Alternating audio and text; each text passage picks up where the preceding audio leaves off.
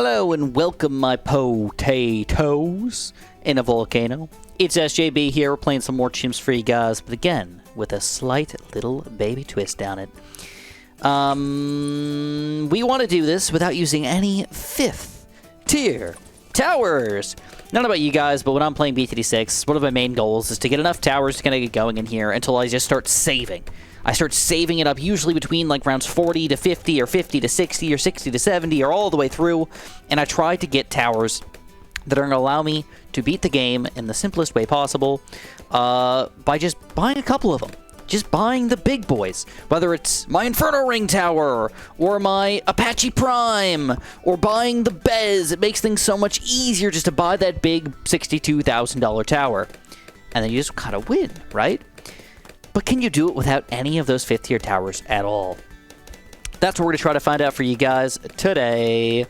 So to get started in here, we're going to see if we can start off pretty simply, kind of low tech here with just a boomerang and attack shooter, and try to get Gwendolyn as fast as we possibly can. Because I want to get my hero flowing right away, and I didn't want to use a super duper overpowered hero, or what a lot of people would normally use in this situation, which is either Geraldo or Sada, because I feel like they're kind of... It's not that they're too good necessarily, they're just kind of like lame, you know? They're just kind of like a lame-o hero these days. Too simplistic for my liking. Geraldo is not that simplistic, but he's just still one of the most powerful heroes in the game, and it just feels lame to do any challenge with him, right? So now we have to decide, well, what kind of towers do we want to use that are the best? Third? Well, I guess 2nd tier too, but 3rd tier and 4th tier towers in the game that'll last us all the way to round 100. We interrupt this video for a special announcement. Pretty please, click the settings icon, click the creator support code, and then type in lowercase letters SJB and click confirm. Supports me and supports Ninja Kiwi, and I'd really appreciate it if you guys do that for me. So I pretty much never do this, but I really wanted to try to see if I can make it happen. I'm going to try to get my camp detection before round 24 as a village. I don't know if that's going to be possible. I like never ever do this. I usually get something for cam detection for round ooh, check this out. Gwendolyn's still powering through it. Yeah, we snipe it. All right. Usually I rely on something else to pop them, but I'd really just like to have this village here. So I got to go Regal Blocker and Radar Scanner here, which is kind of sketchy. And it looks like we already got to go for our cocktail here on 21. I think we're finally going to be beaten here, maybe. I don't know. We've got some heated up action flowing in here, but looks like we can't not do it. Not yet. Ugh. I hate it. I hate to see it. Believe it or not, I gave up on my my decision because I realized Gwendolyn's got camo detection, at least kind of. You can use her cocktail, and now that she has her cocktail available to be positioned properly, we can aim it wherever the heck we want to, which is really cool, allowing us to kind of like focus certain balloons if we're really interested in that. And what I decided to do is now I can wait all the way until round 33 before I actually get going in here with our radar scanner. It means I get to focus on other towers for a little while. So I decided to go for a hot shot with even more tax. And the reason why I'm doing this is because Gwendolyn is powering up a lot of our fire towers these days. Not only does she get the heated up upgrade, but also makes Ring of Fire do just more popping power overall. It's a bigger radius and I believe it's a faster attack speed. Just gotta look at Gwendolyn though. I think it's level 5. About 10% improved attack speed and radius for Ring of Fire. Oh! I mean, like, 10% doesn't seem like a lot, but when you've already got a pretty good tower, a little bit of extra 10% can go a long way here. And I think these towers are going to get us going in the game and then allow us to afford those bigger 4th tier towers that we want to get later on without too many issues here. So it looks like it's about that time. Let's get that radar scanner just to get it out of the way. And then for my boomerang's purposes, I think this is a good tower for right now, but also a good tower long term. We're going to be going for a Moab... what's he called? A Moab Press. I want to call him Moab Dom for a second, but it's a Moab Press today. And in addition to a Moab Press, you get the Kali Boomerang, which is actually really cool. He's actually a really solid tower. A lot of people don't realize it, but if you get this guy with faster throwing or even improved rank, either way, it's like a very powerful tower. I always like faster throwing, but I respect people that want to go for the top path here, just to go through way more Bloons later on in the game. Like, it just kind of makes sense. To be honest, honestly, it would like make sense for me. If I could go back in time, I would change it, but I'm going to stick with it. I think we're good enough here.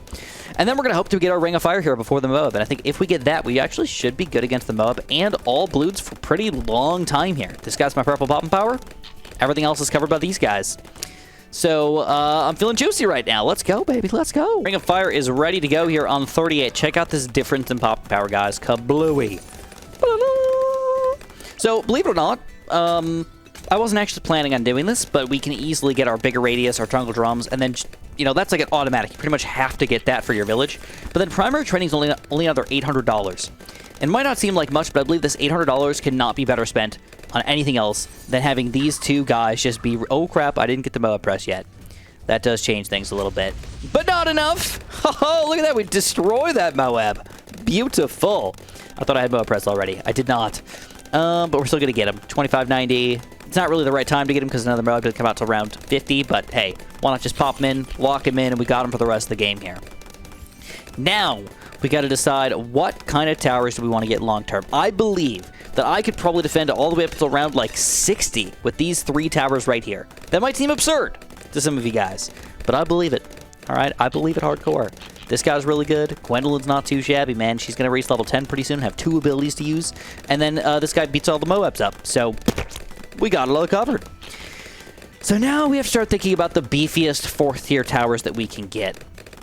I think right from the get-go, the main ones that I would think of as either a mortar, a monkey ace, or a super monkey. These are the military monkeys. They're really expensive, and they just make sense. And I think what we have to go for is obviously a super monkey. We can go for a dark champion, we can go for a tech terror, or a sun temple if we're really feeling it. But probably not feeling that, because we're not going to have enough money. So I think that the best guy to go for is just a regular tech terror. So that's what we're going to do. We're going to go for a tech terror. We're going to keep him in range of our village, put him closer to the bottom of the map, so we can do some weird cleanup here.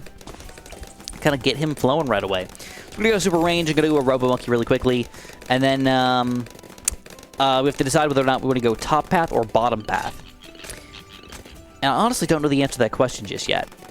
But let's talk about it. Let's discuss. Maybe we'll figure it out together. So Laser Blast and Plasma Blast is going to give you more Pierce overall, but it doesn't give you any of the support aspect of this monkey. The support aspect is the knockback. But if you buy knockback, you also get Ultra Vision, which can be our camo detection, but I don't need that. I've got this village already set up. So just to get more total popping power, which is probably going to be our weakness here, I think I've got to go Laser Blast and Plasma Blast. So we're going to go Robo Monkey, we're going to go Laser Blast, we're going to go Plasma Blast, and we're going to go all the way up to a Tech Terror here.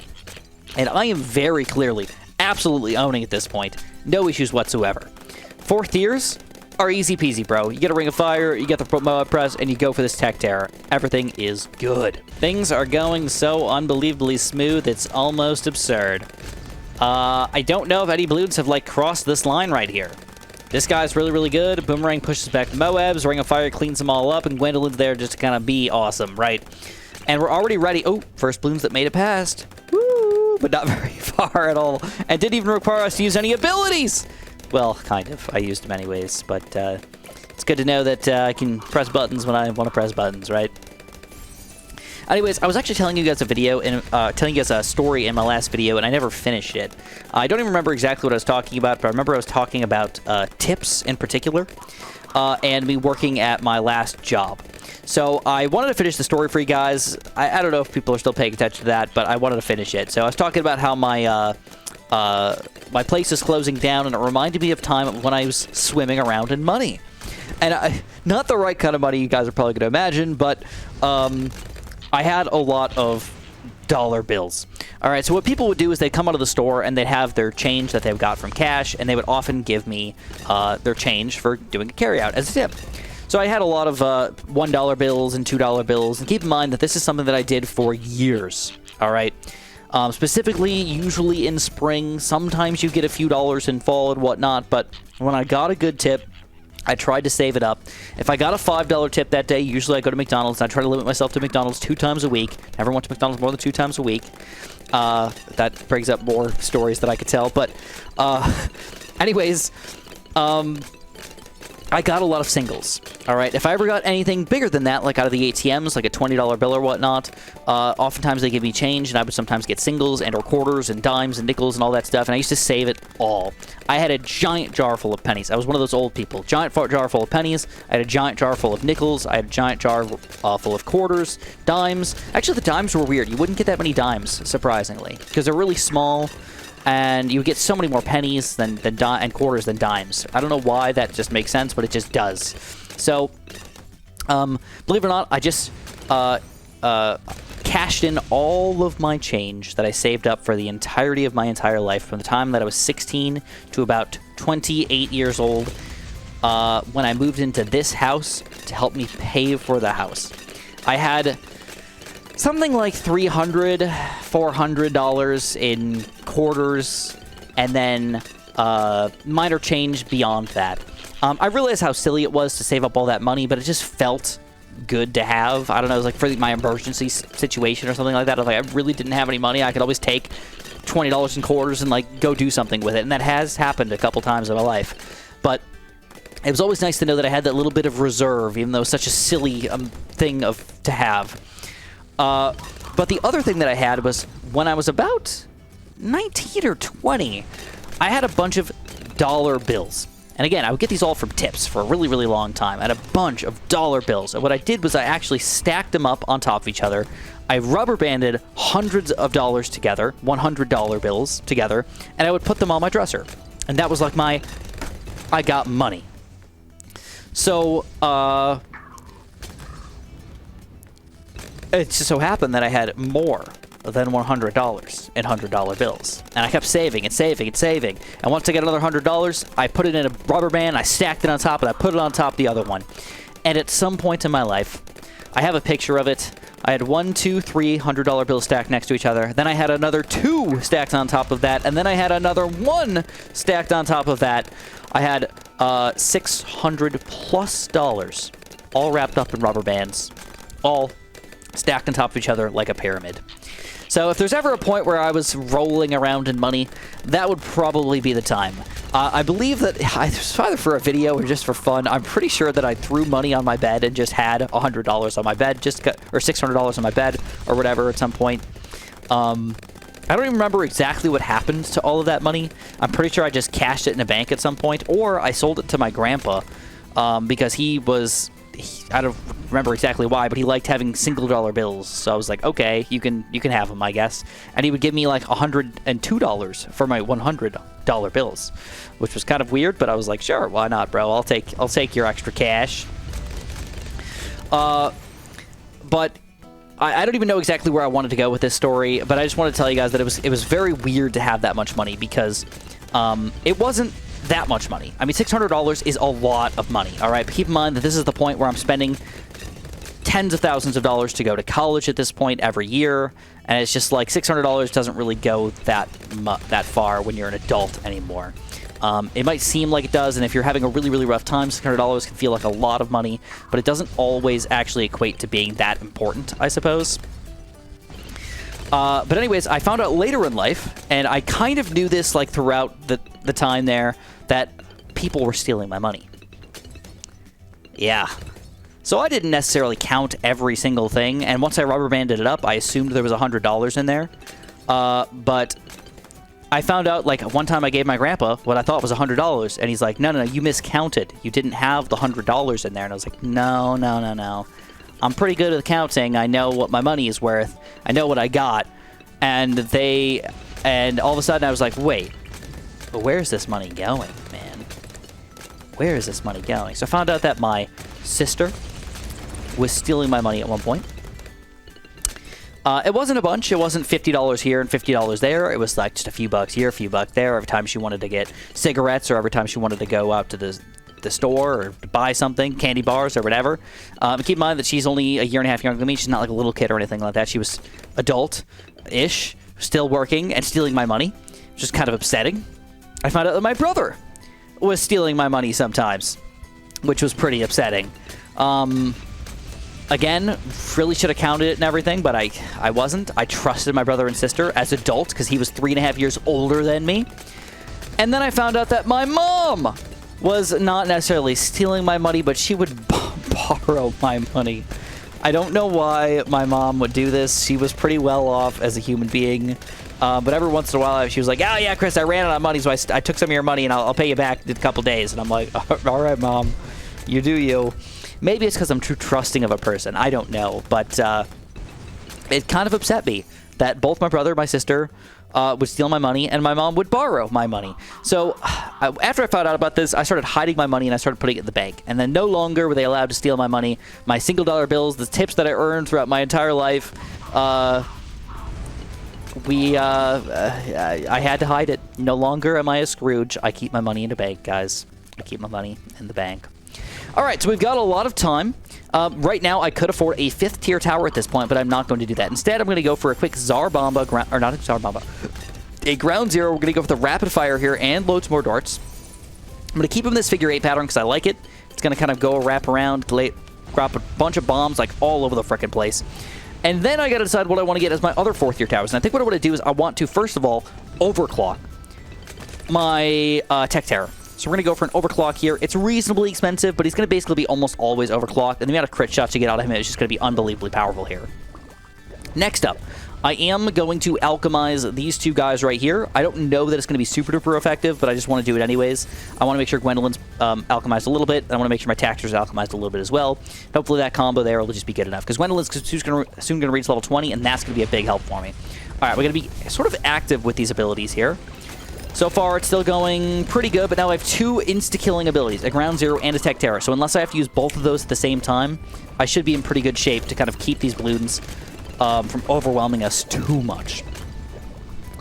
Next up, what else do we want to get here? So there's a lot of primary monkeys, like dart monkeys. We could go for a Juggernaut. Probably not going to be very helpful. We could go for more boomerangs, but as 4th tiers, not super duper important. But as cannons, since we already have the primary village here, this is not that bad of an idea. We can go for a pretty good cannon spam without having many major issues. Oh crap, I meant to hit the 5. Whoops.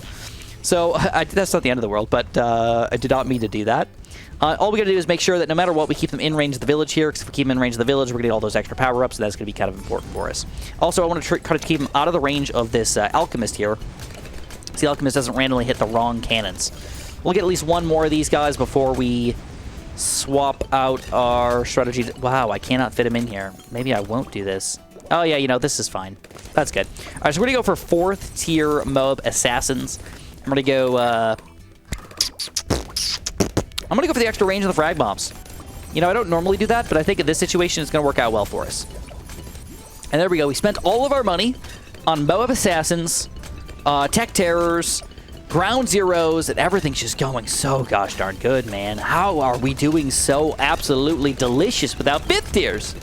All right, so at this point, all I want to do is get support towers. I think I've got most of my power. I want to support myself. So we're going to go for a... Dang, I really want this guy in range of the village. I might have to suck up some of my alchemist stuff, which kind of sucks. I did not want to do that. And this guy's not fitting in over here. Oh, you know what? Dang, bro, dang. All right, I wonder if I can get a village in range of this village to increase his range. Oh, wait, primary mentoring. Is that going to give me any extra range? No, it doesn't give me any extra range. Crap. All right, you know what? This is good enough. I'm not super happy with it, but it's good enough for me. We're going to go for a bottom path glue here, a Moab glue. And with that Moab glue, I'm going to go for the bigger globs and the glue splatter. It's not everybody's thing, but that's my thing today. Boom.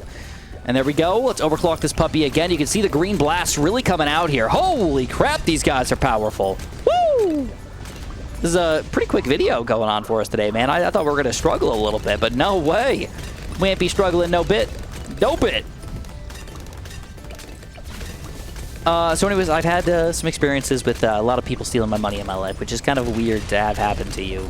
I've never gotten it stolen like off the street or anything like that, but knowing that your own family is stealing your money is kind of upsetting. I remember one story where I actually did not know that my sister was stealing any money from me, but I just walked up to her and I was like, I know what you took. And I was messing with her. And she was like, no, I didn't take anything. I'm like, yeah, no, I know. I know what you took. And she's like, tried to play it off cool for a quick second, and then she's like, okay, I took a few dollars. And I'm like, okay, how much did you take? And she's like, well, I took $5. I'm like, well, how much did you really take? She's like, all right, I took $10. And I was like, oh my god, like, come on, bro, come on. I know she was going through a rough patch in her life and whatnot, but it felt really weird. It did. I can tell you that I never stole any money from any of my siblings, as far as I'm aware. Maybe on accident in some way. I don't know. But I don't think I ever got any money stolen. I don't think I ever stole any money or stole anything from them. I don't think being the key thing here. All right, what's next on the agenda? What else can we get? I think one other tower that's going to be helpful for us is a pretty quick top path 4th tier. I'm going to get an Arcane Spike because, you know what? I'm always worried about these Moab class Bloons. Here we go. We're going to go Moab class Bloon, and we're going to go for a Intense Magic Monkey Sense. to make sure he's got cam detection for any sort of DDTs that are going to be coming in here. We're going to continue with this Tech Terror overclocking, because this is just absurd. This is just straight up absurd, man. How are we doing so good? And here we go. Let's go. Boop, boop, boop, boop, boop. Oh, wow, that did nothing. Why was that so bad? 4 of these things barely hurt a reinforce. Oh, my God. That just feels weird, man. All right, round 98, one of the biggest Bloon levels in the game. We're going to go for an early ground 0. Kablooey. Boing. Actually, that was not very good. That was not very helpful at all. And we're going to go for another Tech Terror ability here. A little early because I want to keep these Bloons on the screen. It looks like for round 99. Hopefully we don't have any issues here. Reinforced DDTs coming in pretty hot. Doesn't matter for us. And all we got to do is fill up round 100. We got $23,000 extra here using only 4th tier towers. And dang, we are amazing at this game. Almost absurdly amazing at this game. Oh, and the back gets popped pretty easily. All right, overclock. Explode it. And there we go. We get that. It's the Super Monkey. Whoop, whoop, whoop, whoop. All right. And we got 1,000,000 pops with this Tech Terror. I think he's clearly the underestimated tower in the game right now. He's just really good. Those crit shots, man. You can't beat it. And with that overclocking combo, it just ends up being so gosh darn good. Because he's only a 4th tier, not a 5th tier. It just really, really works out. But yeah, I mean, if you guys enjoyed, don't forget to press that like button. Don't forget to subscribe. And of course, have a super duper delicious day.